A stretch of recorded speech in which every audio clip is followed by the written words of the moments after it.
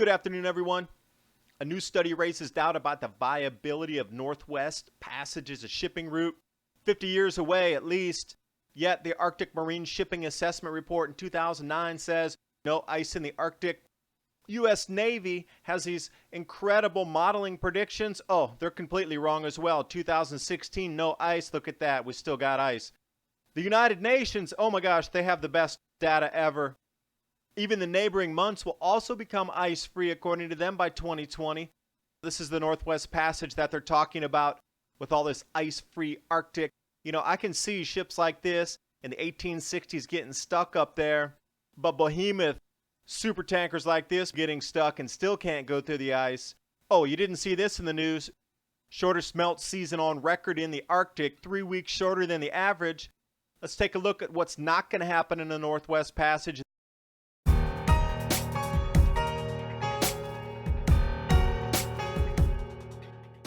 It's perfect timing for this new study talking about the viability of the Northwest Passage being in doubt, that these last couple of cool summers as well as exceptionally cold winters and snow like we had in 2013 and 14 will leave significantly thicker ice and put off any types of shipping decades into the future, 50 years or so. Current sea ice extent, as you can see, well within the plus or minus 2% standard deviation for 2015. I turned on the years of 2007, 8, 10, 11, 12, and 15 so you can see the comparison. We do have the shortest melt season on record in the Arctic this year, 3 weeks shorter than average. I'm a fan of visuals, so here we go. Arctic sea ice by the concentration percentage. And if you don't like blues and whites, here you go, purples and yellows. Easy for you to see the concentrations there. Now what gets me is the Department of Energy backing research by the U.S. Navy, putting complete summer sea ice loss at 2016. How can they be that far off and that wrong on the predictions? They're using something called the Regional Arctic System Model.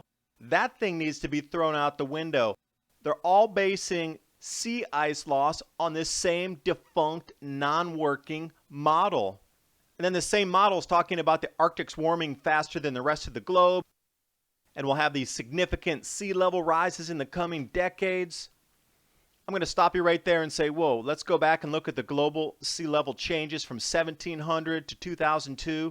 So what you see is 300 years of data on this chart. We'll start down at the minus 0.6, that's in inches, and as we creep through time here, we'll cross over the 0 point around 1920, and that brings us up just under 6 inches around 2000.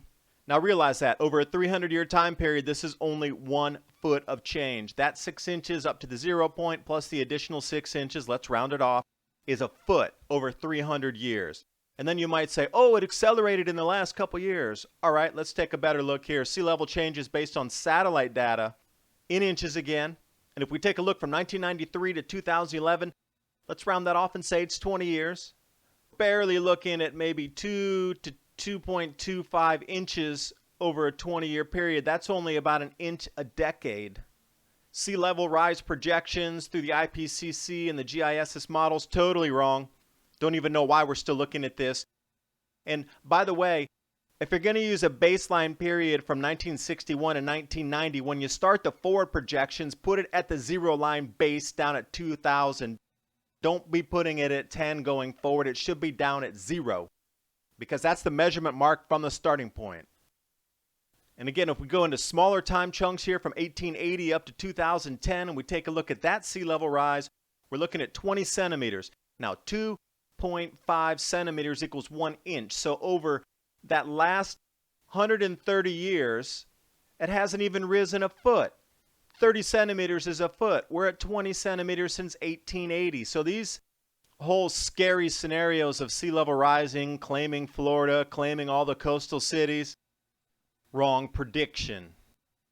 It's totally wrong again. So why are we still following what these people are telling us? Case in point, Arctic Marine Shipping Assessment Report put out in 2009 says the Arctic will be free of summer ice in 2015. Not even close. Wrong prediction. This is the Northwest Passage, which they're talking about being ice-free for shipping. We'll dive into the navigation routes here so you can see exactly what they're talking about. This is a periphery route here going along the coast due to sea ice in the center of the Arctic. And when you look at this 2040 to 2059, it's a straight shot from, say, Norway over to Alaska. They're anticipating zero sea ice. But, you know, so far every prediction that's been made has been wrong. So these are just fanciful maps and fantasy to look at. Carbon Brief purporting the same in 2013. Navy models that have been wrong. No more ice. Arctic summers ice-free by 2013. Another wrong prediction. Another report of experts predicting ice-free by 2020. UN releases climate report. Who are these people anyway? Peter Wadhams, head of the Polar Ocean Physics at Cambridge University. All your models are wrong. Everything you have told us for the last 9 years has been wrong. And he continues, the ice volume is accelerating downward, going to zero. Well, you know what? Personally, I don't think in the middle of August this is a zero count. Look at the 100% concentrations, and that's 2014 and 15. And 13 followed, and 12 followed, and we've had sea ice the entire time. And it's funny how the article follows up and says that prediction appears unlikely now. You know why it's unlikely? Because a new grand solar minimum has begun and reversed any kind of warming that was natural anyway back into a cooling phase, adding more ice.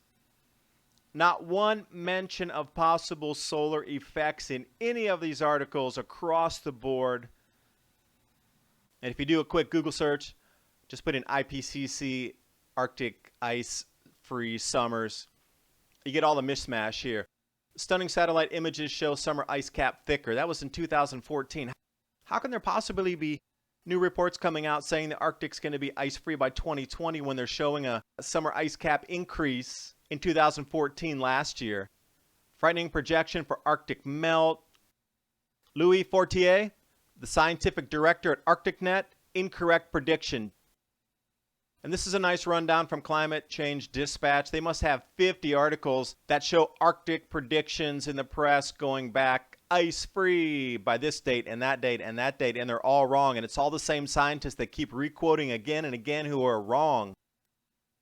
But what's funny, when we jump back in time a little bit to, say, December 1960, they're talking about the Arctic Ocean will be open year-round before the close of the 20th century.